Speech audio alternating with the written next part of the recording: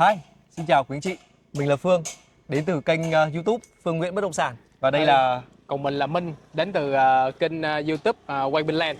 ngày hôm nay thì Phương và Minh đang có một cái dịp đi tới một cái dự án mà có thể là đang hot, sốt hình xịch trong cái thời điểm hiện tại. Và giai đoạn này thì giai đoạn đang mở bán một cái phân khu mới. Và đó là một cái dự án nào mà đang có những cái giá cũng như là cái pháp lý an toàn nhất giới thiệu tới các nhà đầu tư. Thì ngày hôm nay hãy cùng theo chân của Phương và Minh đi xem dự án này nhé. Xin mời Minh. Let's go!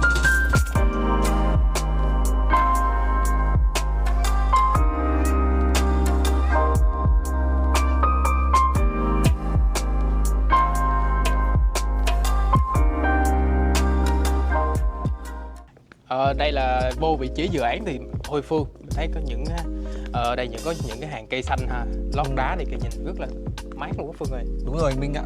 Thực ra thì em đã tìm hiểu và em đã làm cũng như là tham gia bán cái dự án này trong cái giai đoạn từ năm 2024 rồi. Và chủ đầu tư này là một trong những cái chủ đầu tư mà em thấy là cá nhân em thấy là chủ đầu tư rất là uy tín và họ đầy đủ những cái mặt pháp lý thì họ mới bán hàng.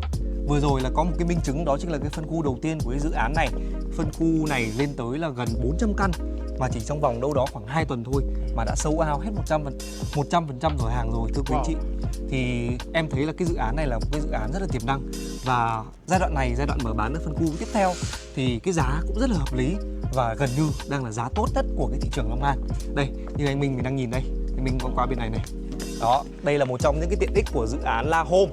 Và ngày hôm nay Phương và Minh sẽ giới thiệu tới quý anh chị dự án khu đô thị sinh thái La Home liền kề thành phố Hồ Chí Minh, nằm ở phía tây thành phố, trên cái tỉnh Long An, một trong những cái tỉnh mà đang được phát triển đầu tư bất động sản rất là nhiều. Và hồ bơi này là nằm trong cái khu thể dục thể thao của dự án và đã hình thành lên rồi ha quý anh chị, hình thành lên rồi. Và anh Minh, anh Minh nhìn qua đó chính là cái khu vực về bên phía gì ta anh Minh ơi? Đây, phía bên tay trái của em mình đây, cái khu vực phòng gym đã được chủ đầu tư bố trí setup sẵn hết cho quý cư dân rồi. Quý cư dân mình chỉ tới là mình chỉ sử dụng thôi ha quý anh chị. Có nghĩa là ở đây là anh chị mình có thể sử dụng phòng gym này miễn phí 100% khi mà sở hữu cái dự án La Home này đúng không anh Minh? Đúng rồi đó em. Thì đây là hệ tiện ích do chủ đầu tư bố trí cho cư dân luôn. Em thấy toàn là những cái máy tập khá là sang trọng, khá là ok anh Minh ơi. Đúng rồi. Đây là em biết đến từ thương hiệu gì không? Skin Sport. Đây là một trong những cái thương hiệu là top của về hệ tiện ích của phòng gym đó. King Sport em cũng nghe qua là một cái thương hiệu khá là nổi tiếng của Việt Nam của mình.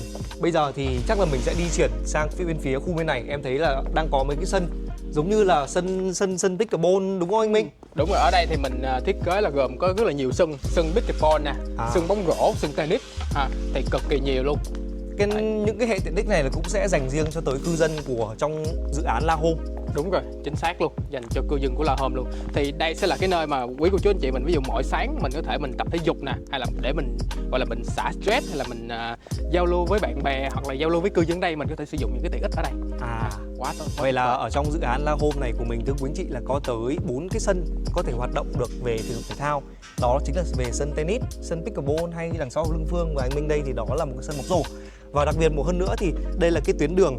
Cái tuyến đường này là một trong những cái tuyến đường đi bộ ở trong những cái khu tiện ích của dự án. Vào trong những cái dịp lễ Tết và trong những cái dịp mà lễ lớn của Sài Gòn hay là miền Nam của mình á, thì chủ đầu tư dự án Prodigy họ làm lên những cái tuyến phố như này thành một cái phố ôm đồ, hay là một cái phố mà trưng những cái gian hàng Tết vào những cái dịp Tết vừa rồi. Và sắp tới đây là cũng sẽ có những cái chương trình ăn uống và event sự kiện vào những ngày cuối tuần để mà khách hàng tới tham quan trải nghiệm cái dự án La Home này thì cũng được trải nghiệm luôn những cái tiện ích và mang cái âm hưởng của miền Tây, miền Tây Nam Bộ ha quý anh chị.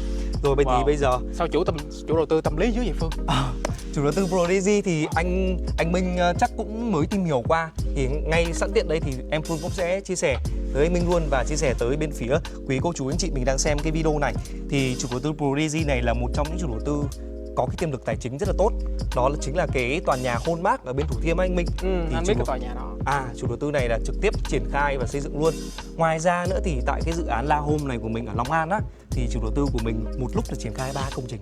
Wow. Anh Minh có nghe về 3 công trình này chưa? Anh có nghe về mỗi công trình mà khu công nghiệp xanh đó, trọng điểm luôn. Prodigy hình như nghe nói lên tới 400 hectare luôn đó em. 400 hectare. Đúng rồi, đó sẽ là nơi là thu hút lượng giới tinh hoa này, giới lao động cũng như là kỹ sư.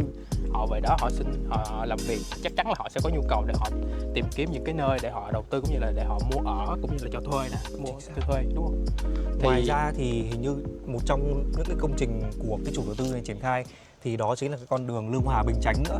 Và con đường này là con đường nằm trên trực tiếp của dự án luôn. Tại vì dự án La Home này của mình thì nó sở hữu tới 2 mặt tiền. Và cái con đường Lương Hòa Bình Chánh này thì có lộ giới là 60m, chiều dài là 4,5 km và kết nối trực tiếp về trung tâm của huyện Bình Chánh. Đâu đó từ La Home mà anh chị mình sẽ di chuyển về thành phố Hồ Chí Minh thì chỉ hơn 5 phút ha quý anh chị. Đây là một trong những cái cầu cảnh quan cũng như là một trong những cái hệ thống tiện ích sinh thái của khu đô thị sinh thái La Home này anh Minh ạ. Thì như anh Minh mà đã biết á, thì đối với miền Tây sông nước của bên phía Việt Nam của mình thì luôn luôn được nhắc tới đó chính là về những con kênh, về những con sông hay là về những cái cầu.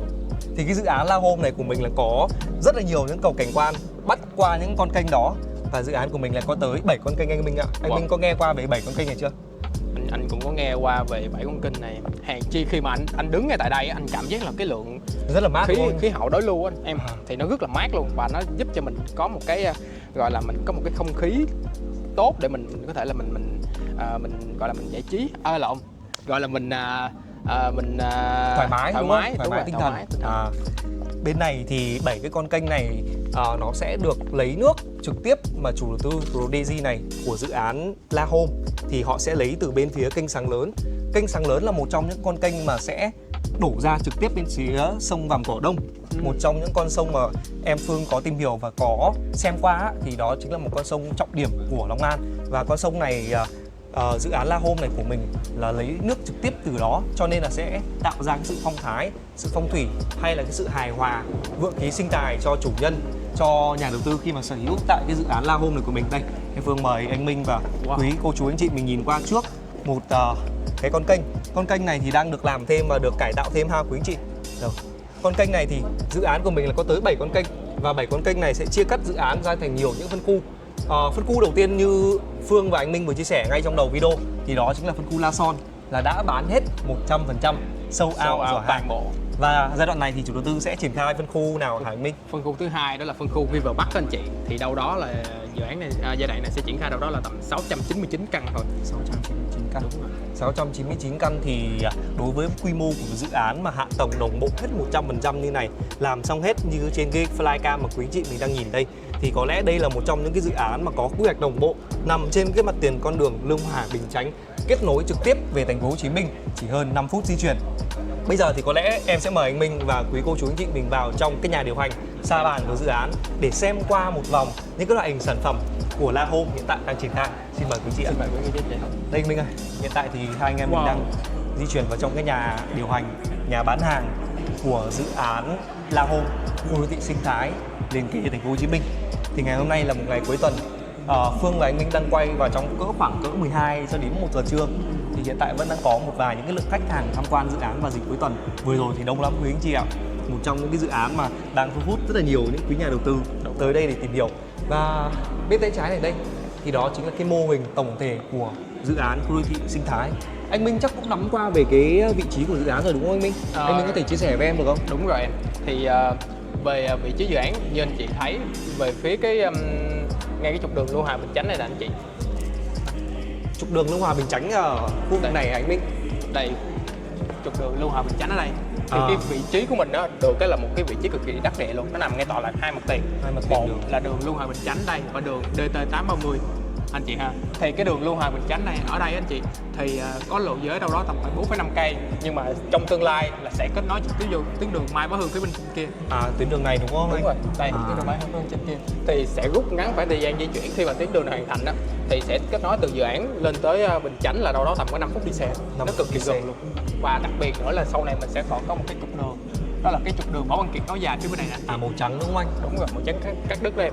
Thì cái tuyến đường này khi mà hoàn thành rồi á thì từ dự án mình di chuyển về trung tâm quận 1 của thành phố Hồ Chí Minh mình đó, đâu đó chỉ tầm còn có 30 tới 35 phút đi xe thôi. 35 phút. Đúng rồi. Ngoài ra thì vị trí của mình đó được một cái là nằm ngay hai cái công trình trọng điểm, đó là tuyến vành đai 4 và vành đai 3. Vành đai 3. Đúng rồi, vành đai 3 đây. Đây là tuyến đường vành đai 3 đúng không anh? Đây. Đúng rồi. Nguyên là sẽ đi xuyên suốt những cái dự án luôn. Thì khi sau này mà những cái tuyến vành đai 4 và vành đai 3 này mình hoàn thành á, thì mình có thể mình sẽ đi toàn bộ là đều đi bằng cao tốc hết. thì khi đó là với cô chú anh chị mình thực sự là không có sợ xa và nó sẽ có một sức bật hạ tầng tăng giá nó cũng rất là tốt luôn anh chị. Thì như Phương nè, hoặc là như quý cô chú anh chị mình cũng biết, hạ tầng đi tới đâu thì giá tiền tăng đến đấy anh chị ạ. Quá là tốt. Đúng rồi em biết. Ngoài ra thì em thấy ở bên phía khu đô thị sinh thái La Hôm này còn có sở hữu thêm một, đó chính là cái khu công nghiệp xanh, khu công nghiệp sinh thái ProDigi mà vừa rồi Minh và anh Phương có chia sẻ tới quý chị là một trong 3 cái hạng mục công trình mà chủ đầu tư của dự án La Hôm trực tiếp triển khai. Thì cái khu đô thị sinh thái ProDigi 400 ha này nằm đối diện bên phía dự án, một cái khu đô thị sinh thái mà sẽ cung cấp tới cho cái thị trường đó chính là cái lượng kỹ sư công nghệ IT hay là những cái kỹ sư công nghệ đến từ nước ngoài. Thì thành ra là một cái cụm khu công nghiệp 400 ha như vậy thì những cái kỹ sư như vậy họ sẽ cần một cái nơi để ở, một căn nhà để ở và những cái hệ sinh thái về mua sắm hay là về tiện ích này kia. Thì cái dự án La Hôm này của mình nằm đối diện luôn cái khu công nghiệp đó và sẽ đầy đủ những cái loại hình căn nhà về ở. Thì quý anh chị mình khi mà sở hữu một căn La Hôm ở đây thì thứ nhất là mình có thể cho thuê cho các kỹ sư công nghệ hay là những cái người làm về IT họ thuê. Tại vì những cái người đó khi mà họ làm về IT thì họ cần một cái đầu óc thanh tịnh, sinh thái, thì cái khu đô thị La Hôm này của mình sẽ trực tiếp làm được cái việc đó. Và đặc biệt đó Phương, để mình giải quyết cho một cái câu chuyện là ai sẽ là cái người, ví dụ mình là giới đầu tư đi ha, mình sẽ giải quyết cho câu chuyện là ai sẽ là người mua lại sản phẩm của mình. Đúng rồi, chính xác. Đó là phải là cái câu chuyện. Chính xác, đó là về tính thanh khoản đó anh Minh. Đúng rồi. Về tính thanh khoản.